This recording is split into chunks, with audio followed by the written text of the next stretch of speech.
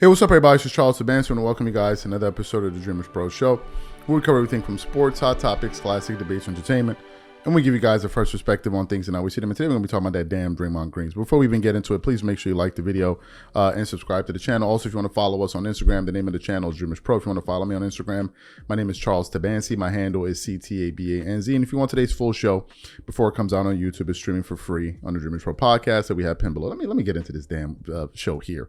As you guys know, I'm not a fan of Draymond Green. I'm just not a fan of Draymond. I'm sorry, I'm not. I'm sorry, I am just not. Draymond Green is one of the most arrogant, dirty players I have seen in quite some time in the NBA.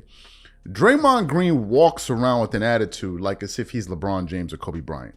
That's the type of attitude. He walks around like as if he's that caliber of player. Number one. Number two, Draymond is one of the most dirtiest players I have seen in a very, very long time. I dare you, I challenge you to pull up a compilation of egregious plays on NBA players that are below the belt plays from another player at the level of a Draymond Green. As you guys know, Draymond was currently serving a suspension, an indefinite suspension, and now we found out ended up being only 12 games. Suspension for slapping Yusuf Nurkic in the face for no apparent reason, roundhousing him. And then at the end, he walks off and he says, well, normally I don't regret the things that I do because I stand on what I stand on. But in this particular case, I regret it. It's like, what are you talking about? It was so egregious because I think it was his second suspension in less than 30 days or something like that. I don't care. So then the NBA ended up removing him indefinitely. He gets suspended. And then all of a sudden, he makes his glorious return back to NBA basketball, right? Makes his glorious return. And he comes back and he does an interview with the Volume podcast where he's talking about what he went through and how difficult it was and all the people that reached out to him. And as I'm sitting here listening to Draymond Green, I'm thinking to myself, Draymond is talking like as if he's the one that people were doing things to. For the people that didn't even hear what he said, want to play what he had to say because it was absolutely ridiculous. Take a listen to some of the things that Draymond Green had to say in his return. Then we're going to come back and continue on the show. Take a listen to this nonsense. I had a conversation with Adam Silver, commissioner of our league. And I just told him, Adam, it's too much for me. Like, it's too much. Like, this is too much. It's all becoming too much for me. And I'm going to retire.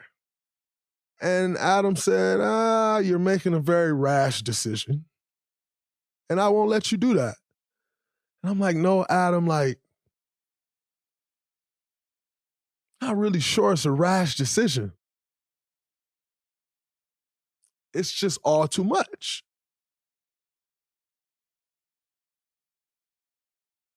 And, you know, we had a long, great conversation, very helpful to me, very thankful to play in a league with a commissioner like Adam, who's more about helping you than hurting you or helping you than punishing you or, you know, he's more about the players. And so I'm very lucky to have or to be in a position to be under the guidance of an Adam Silver, of a Joe Dumars, of someone who's been really close to me hand in hand throughout as I've been walking through this, Bob Myers. And for the first 5-7 days of this thing, I talked to him two times a day. And I've always said, like, Bob is, our relationship goes far past him being our general manager. And I said that when he was our general manager. And like going through things like this shows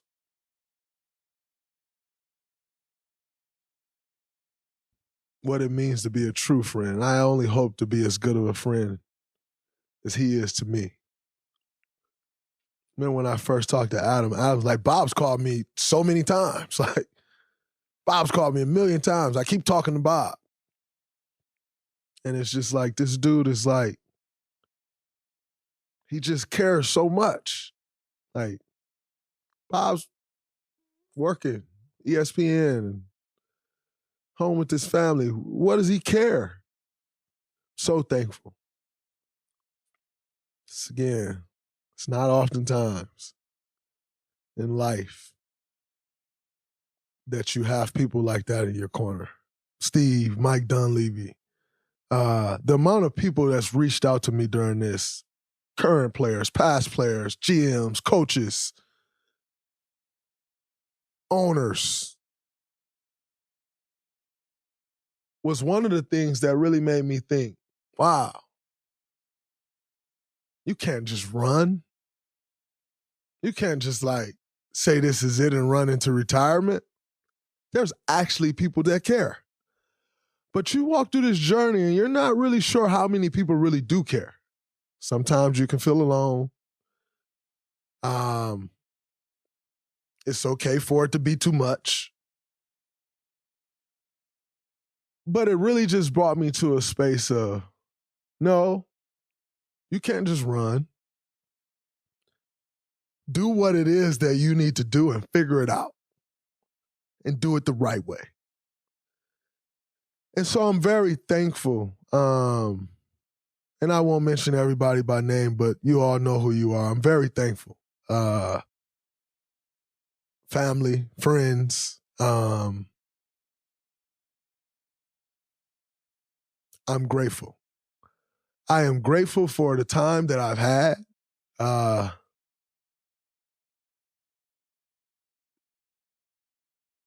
To grow. So you heard what Draymond Green had to say. I think Draymond Green is one of the most ridiculous people out there that has zero self-awareness.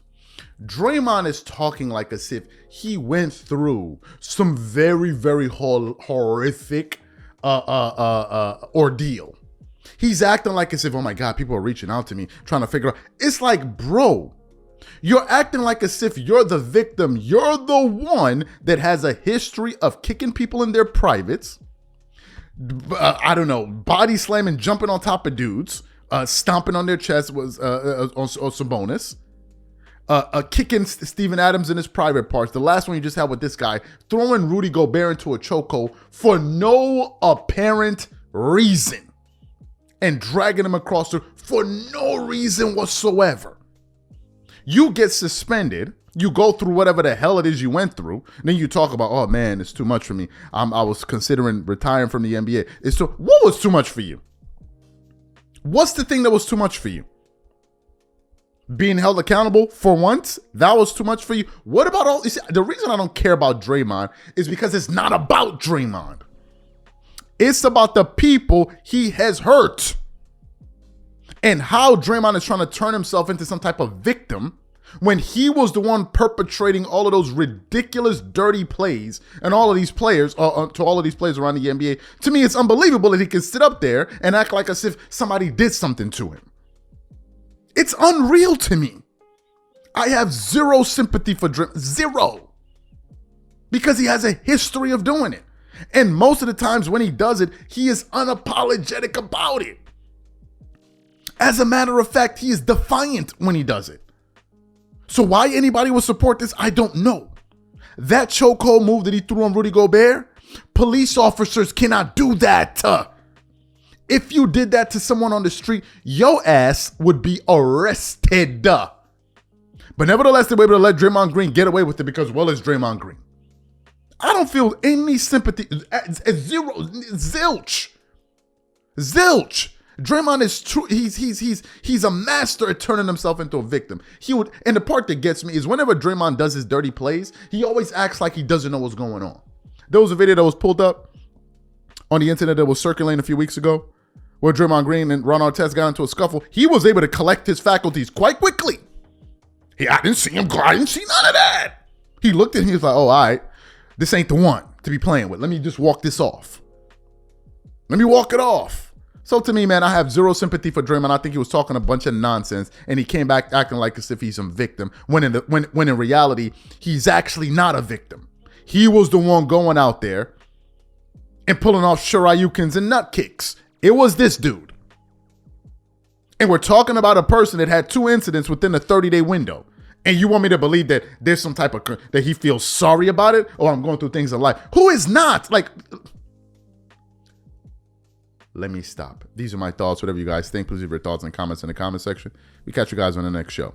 Peace.